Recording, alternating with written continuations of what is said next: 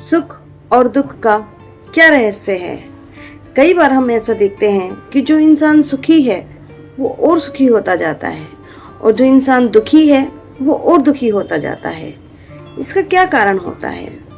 ऐसा ही एक प्रश्न एक बार माता पार्वती भगवान शिव से पूछती हैं। वो कहती हैं कि प्रभु, मैंने अक्सर देखा है कि आप जो पृथ्वी पर मैंने अक्सर देखा है कि आप जो दुखी हैं उनको और दुख देते हैं और जो सुखी है उनको दुख नहीं देते हैं। मतलब उनके पास आप दुख आने नहीं देते हैं। ऐसा क्यों होता है? तो भगवान शिव कहते हैं कि पार्वती, तुम्हें इस प्रश्न का उत्तर जानने के लिए मेरे साथ धरती पर चलना होगा।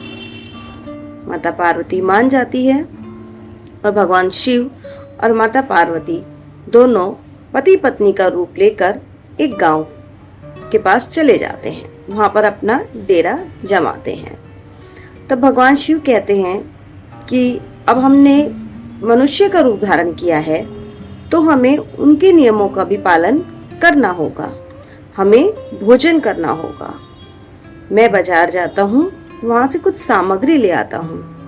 तब तक तुम भोजन बनाने की व्यवस्था करो। माता पार्वती कहती है ठीक है। भगवान शिव चले जाते हैं। अब माता पार्वती है, उनको चूल्हा बनाने के लिए ईंटें चाहिए होती हैं। तो वो सोचती हैं कि गांव में जाकर ईंटें ले आएं। वो जाती हैं गांव में और वो देखती हैं कि वहां पर बहुत सारे जो मकान थे वो जर्जर पड़े थे, बहुत ही गंदे थे। उनकी दीवारें हैं वो कहीं ना कहीं से बीच में से जर्जर थी, टूटी हुई थी। तो वो उन्हीं में से कुछ ईंटें ले लेती हैं और घर पर ले आती हैं और अपना चूल्हा तैयार करती हैं।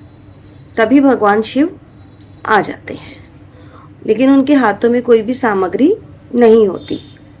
तब माता पार्वती कहती हैं कि प्रभु, आप तो कह रहे थे कि हमें भोजन करना है और आप तो खाली हाथ आ गए। अब भोजन कैसे बनेगा? तब भगवान शिव कहते हैं कि अब इसकी आवश्यकता नहीं होगी। भगवान शिव माता पार्वती से पूछते हैं कि आप ये ईंट कहाँ से लेकर आई? तब माता पार्वती कहती हैं कि वो गांव में गई थी और वहाँ पर उन्होंने देखा कि बहुत सारे मकान हैं वो जर्जर पड़े हैं। वहाँ पर मतलब वो जो मकान थे वो बिल्कुल भी सुंदर नहीं लग रहे थे, बेकार से लग रहे थे। तो उन्होंने सोचा क्यों ना इन्हीं में से कुछ ईंटें ली जाएं और वो वहाँ से ही वो ईंटें लेकर आई हैं।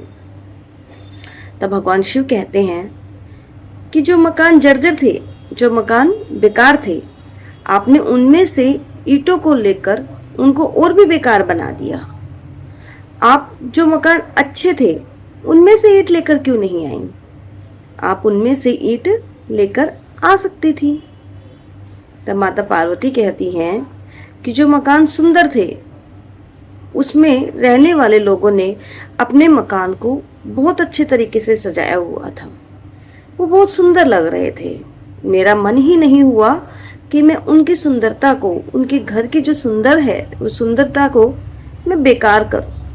इसलिए मैंने उनमें से ईंटें नहीं ली। भगवान शिव कहते हैं कि आपने जो प्रश्न पूछा था उसका उत्तर भी यही है। जो व्यक्ति अपने घर को सुंदर तरीके से सजा रखा है, जिन्होंने, वो अपने सुंदर कर्मों से सजाया है उन्होंने, यानी कि उस घर को जो सुंदर बना है उस घर को उन्होंने अपने सुंदर कर्मों से सजाया है। जब व्यक्ति है अगर सुंदर तरीके से अपने घर को जिन व्यक्तियों को सुख है उनको अपने अच्छे कर्मों की वजह से सुख मिल रहा है और जिन व्यक्तियों को दुख है उनको अपने बुरे कर्मों की वजह से दुख मिल रहा है। इसमें हम कुछ नहीं कर सकते हैं। उनको अपने कर्मों का फल ही भोगना पड़ रहा है। जैसा सुख, अगर कोई सुखी है तो वो अपने सुंदर कर्मों के कारण सुखी है, तो मैं उसको दुख कैसे दे सकता हूँ? माता पार्वती है वो समझ जाती हैं, वो अच्छे से समझ जाती हैं कि क्या इसका कारण है। तो फ्रेंड्स, आई थिंक आप भी अच्छे से समझ गए होंगे कि अगर हम अच्छे कर्म करेंगे तो हमें सुख मिलेगा, और अगर हम बुरे कर्म करेंगे तो हमें दुख मिलेगा। इसलिए हमें अपने इस जीवन में अच्छे कर्मों से अपनी जो इमारत है उसको इतना मजबूत करना है कि कोई भी उसमें से एक ईंट भी ना ले सके, उसको बिल्कुल भी ना तोड़ सके। फ्रेंड्स, वीडियो अच्छी लगी है तो प्लीज़ इसे लाइक कीजिए, शेयर कीजिए, कमेंट कीजिए और चैनल को सब्सक्राइब कीजिए। हर हर महादेव।